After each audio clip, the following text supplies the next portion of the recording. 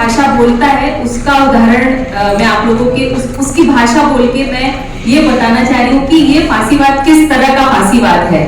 तो अगर हम सबसे बड़ा इसका उदाहरण मुझे लगता है कि जीएन साईं बाबा के मामले में जो गढ़चिरौली की कोर्ट ने जो जजमेंट सुनाया था उसकी भाषा क्या थी।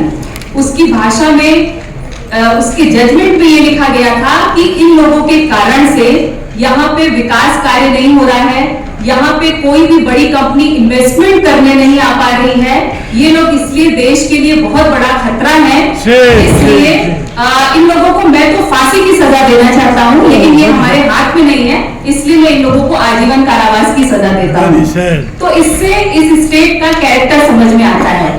ठीक उसी समय यहाँ पे मारुति वर्कर्स का जो लड़ाई हुई थी उसका भी कुछ ही दिन बाद उसका जजमेंट आया था।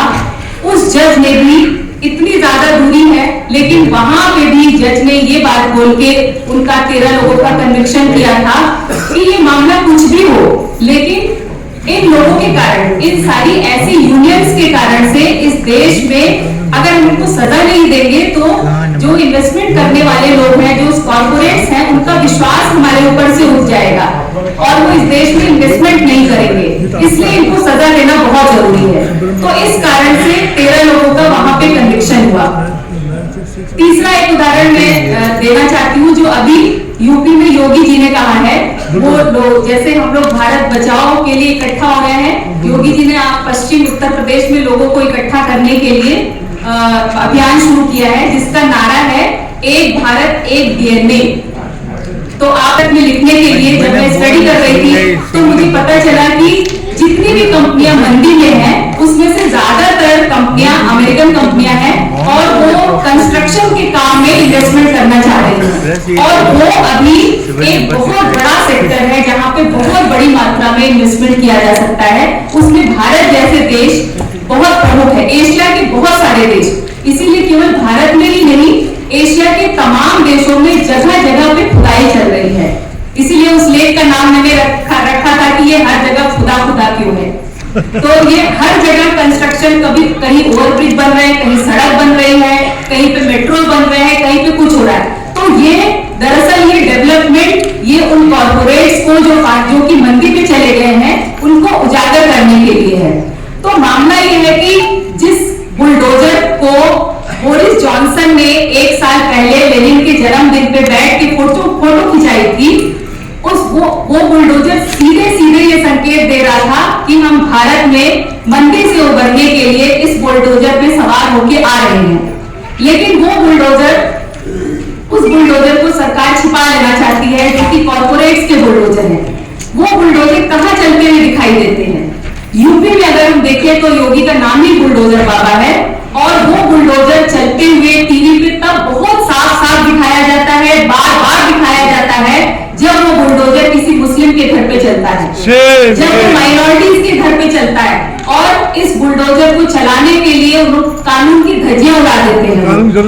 बिल्कुल, जैसे ही उनको पता चलता है कि वो हमारा विरोधी है या हमारे विरोधी दल का है, वैसे ही बिना मतलब अगर कोई है भी, अगर गुंडा बदमाश या क्रिमिनल है भी, तो उसको अब जो भारत का जो कानून है उसके हिसाब से वोट देने की बजाय सीधे बुलडोजर लेके पहुंच जाते हैं। और ये क्यों करते हैं? वो हिंदू जनमानस को संतुष्ट करने के लिए।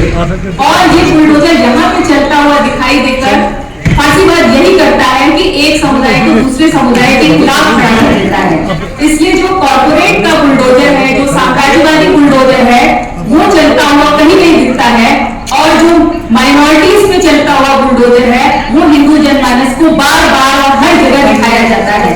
टीवी पे 24 घंटे जावेद का घर गिराया गया तो 24 घंटे वो दृश्य दिखाया जाता रहा। आखिर क्यों? इसमें मोदी मीडिया का निश्चित तौर पे इन्वॉल्वमेंट है और वो ये चाहते हैं कि ऐसा दिखाया जाए ताकि देश 2 हिस्सों में हमेशा बटा रहे। तीसरा एक ये कि हम लोग ये यहाँ पे ये बात कर रहे हैं कि जब हम ये फ्रंट बना रहे हैं तो किस तरह के लोगों को जोड़ना जरूरी है। तो जिन पे हमला है निश्चित तौर पे उनको ज्यादा संख्या में जोड़ना जरूरी है। तो सीधे सीधे ये हमला तो सब पर है जो कि जिनके पास अडानी की संपत्ति पहुंच चुकी है, वो सारे लोग हमले पर हैं। लेकिन जिन पे सीधे दिखा रहा है है, जिनको एक कम्युनिटी को जिनके खिलाफ खड़ा कर दिया गया है, उनको साथ लाए बगैर हम यहाँ पे बार बार किसान आंदोलन की बात कर रहे हैं, लेकिन शाहीन बाग आंदोलन का नाम अभी तक किसी ने नहीं लिया। मुझे लगता है कि उस आंदोलन को जरूर याद किया जाना चाहिए। उस आंदोलन ने भारत में आंदोलन की एक संस्कृति को विकसित किया है और उस आंदोलन की संस्कृति के बल पर ही, उस संस्कृति को देखते हुए ही किसान आंदोलन इतने लंबे समय तक चला और चलाया गया। और शाहीन बाग आंदोलन से बहुत सारी चीजें किसान आंदोलन में ली गई, ये बहुत अच्छी बात है। और आगे आने वाले जो आंदोलन होंगे निश्चित तौर पे वो किसान आंदोलन से आगे बहुत सारी चीजें लेके बढ़ेंगे। और यूपी में एक ऐसा आंदोलन चल भी रहा है जो कि खिरिया बाग का आंदोलन है और जो इन दोनों आंदोलनों की खूबी लिए हुए है और निश्चित तौर पे वो जीतेगा। तीसरी दो बातें और कि ये स्टेट साफ साफ संकेत में और खुले रूप में बोल देती है कि वो किसके खिलाफ है। उन्होंने बोला 75वां साल आजादी का अमृत महोत्सव है। अगर आप अमृत और विष की कहानी सुनेंगे या जानते होंगे आप सारे लोग, तो जानते हैं कि विष किसके हिस्से आया था और अमृत किसके हिस्से आया था। तो उन्होंने दरअसल अमृत महोत्सव बोल के ये साफ साफ बोल दिया है कि दलित और जो शूद्र हैं उनके हिस्से अमृत नहीं आएगा। ये अमृत महोत्सव है, यानी कि ब्राह्मण और वर्ण व्यवस्था में जो ऊपर के लोग हैं, सवर्ण लोग हैं, उनके हिस्से में अमृत है और बाकी लोगों के लिए विष है। तो ये उनकी खुली घोषणा है, इसलिए ये दोनों भी हमारे साथी हैं, हम आदिवासी भाई और बहन और दलित। तीसरा, आरएसएस हमेशा ये बोलती है कि भारत उसका है जिसकी पुण्य भूमि और पितृभूमि। वो भारत माता तो बोलते हैं, लेकिन वो बोलते हैं कि पितृभूमि जिसकी होगी वो भारत का नागरिक होगा। तो पुण्य भूमि बोल के वो मक्का मदीने को अलग कर देते हैं, लेकिन पितृभूमि जब वो बोलते हैं तो मैं इसको इसलिए रेखांकित कर रही हूँ कि पितृभूमि बोलते हैं तो उसे उसका बेसिस हर घर में मौजूद है। हर घर उस फांसीवाद का एक स्रोत है और वो पितृभूमि अपने घर में एक मॉडल के रूप में चला रहा है। और उस पितृ व्यवस्था से जो कि हर घर में है, हर परिवार चला रहा है, उसमें औरत शोषित है। इसलिए जब तक आप पितृभूमि की इस संरचना को पे हमला नहीं करेंगे, हमला करने का मतलब है कि वहां से महिला को निकाल के नहीं लाएंगे, तब तक फांसीवाद का ये आधार आप नहीं तोड़ सकते हैं। इसलिए महिलाएं इस मंच की, इस फ्रंट की जो भी बनेगा उसकी बहुत ही बड़ी मजबूत साथी बनने वाली हैं। उनको छोड़ के आप आगे नहीं जा सकते हैं या किसी भी शक्ति को आप चैलेंज नहीं कर सकते हैं। तो इस आरएसएस की इस सोच से ये लगता है, मतलब साफ साफ पता चलता है कि ये हमारे साथी हैं और ये हमारे दुश्मन हैं। ये इनसे हमें फाइट करना है। उनकी भाषा ये बात हमें बता देती है। और निश्चित तौर पे पिछले कुछ सालों में इसको चिन्हित करते हुए बहुत सारे आंदोलन लड़े भी गए हैं और आगे लड़े भी जा रहे हैं। और हर आंदोलन दूसरे आंदोलनों को एक जमीन तैयार करती है और उस तरीके से हम आगे बढ़ भी रहे हैं। और जैसा कि यूपी के लिए लोग बोलते भी हैं कि यूपी में कुछ हो नहीं रहा है, जबकि वो एक फैक्ट्री जैसी है हिंदुत्व की।